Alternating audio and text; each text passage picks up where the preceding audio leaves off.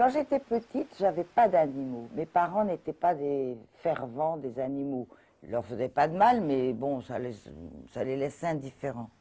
Mais c'est à l'intérieur de moi, de moi-même, je ne sais pas pourquoi, qu'au fur et à mesure que je suis devenue adulte et que j'ai pris conscience du problème et de l'acharnement que l'animal subissait de la part de l'homme et qui est devenu de pire en pire depuis des années. Hein. Au lieu de régresser, ça se développe. La souffrance animale est devenue industrialisée maintenant.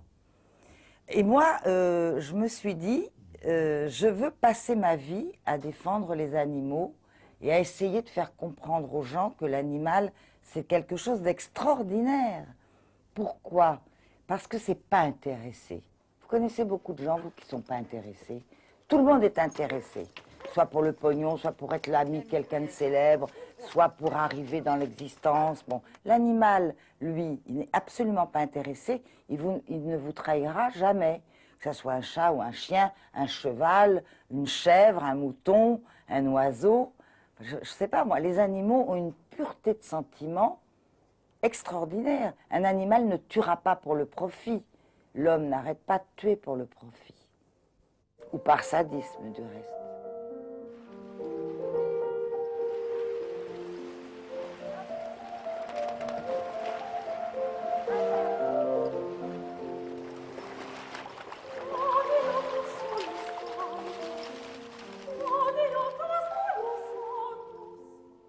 Mon combat, c'est les animaux. Mais si on s'occupe de choses qui touchent l'être humain, on est formidablement respecté. On dit cette femme est merveilleuse, elle s'occupe d'enfants, elle s'occupe de vieillards, elle donne sa vie à des causes formidables, humanitaires. Moi, je m'occupe des animaux. Pourquoi? Parce que je les choisis et parce que je les aime infiniment. Et on me méprise un peu pour ça. Mais il faut se dire qu'en défendant la vie de l'animal et le respect que l'homme doit à toute créature vivante sur cette terre, on défend quelque part aussi l'être humain.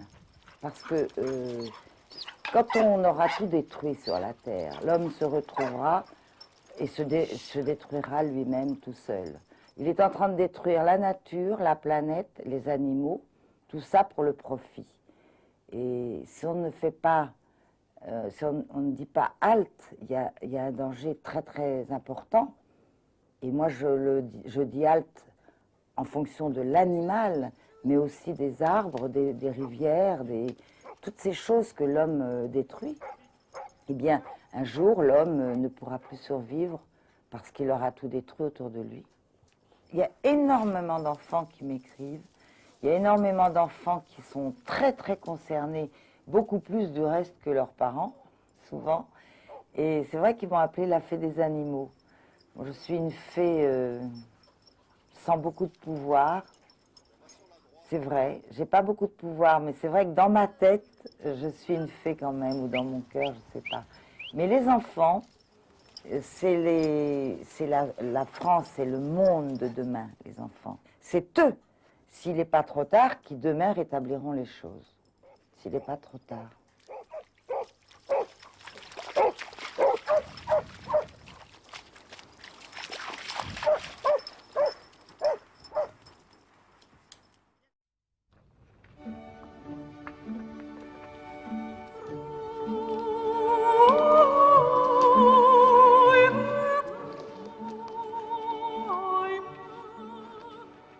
La fondation, c'est mon bébé, c'est ma raison de vivre et le but de mon existence.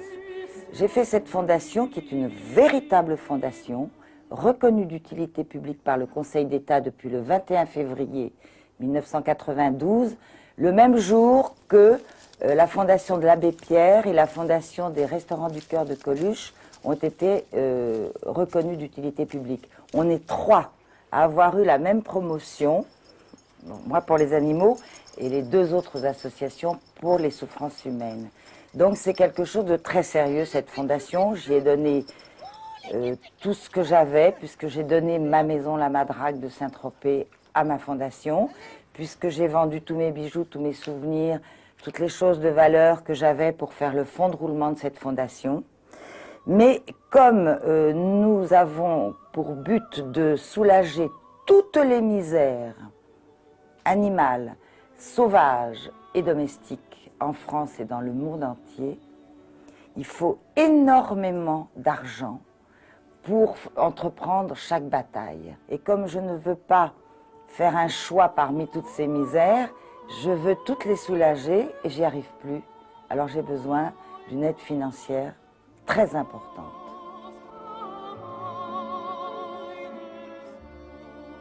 Moi, je vais avoir 60 ans l'année prochaine, j'ai 59 ans.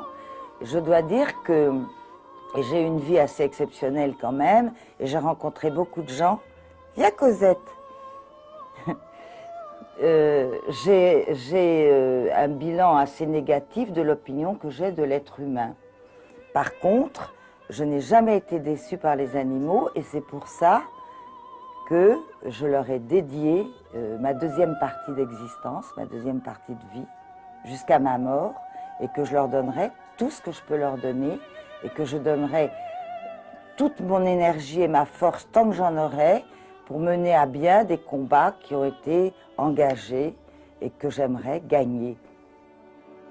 D'abord, je souhaiterais que la Terre et l'humanité redeviennent un peu plus normaux, qu'il y ait moins de cruauté, moins de violence et que les gens soient un peu plus heureux. C'est du reste ce que je souhaite à tout le monde pour cette nouvelle année. Et en même temps, que les animaux soient beaucoup plus considérés, qu'on considère leur souffrance, leur martyre, le don de leur vie pour la survie de l'homme et qu'on les respecte un peu plus, qu'on ne les abandonne plus, qu'on les martyrise moins, qu'on s'en serve moins comme des objets, parce que pour le moment, l'animal est un objet de rapport et on oublie que c'est un être doué de sensibilité, d'amour et de souffrance au même titre que nous. Viens là, toi. Ouh là là, c'est beau ça. Oui, oui. Allez, tiens. Allez, hop. Oh là là là là. Ok, c'est bon ça. Les gens mangent trop de viande et c'est très mauvais pour l'organisme. Et je voudrais lancer un petit appel qu'ils essayent de manger un peu moins de viande, de façon à réduire un peu cette détresse et cette industrialisation de la mort des animaux pour la boucherie. Et je suis sûre qu'ils se porteront mieux. Et on se donne rendez-vous dans un an peut-être pour faire un bilan. Mais en attendant, bonne année, joyeux Noël, sans foie gras et sans viande.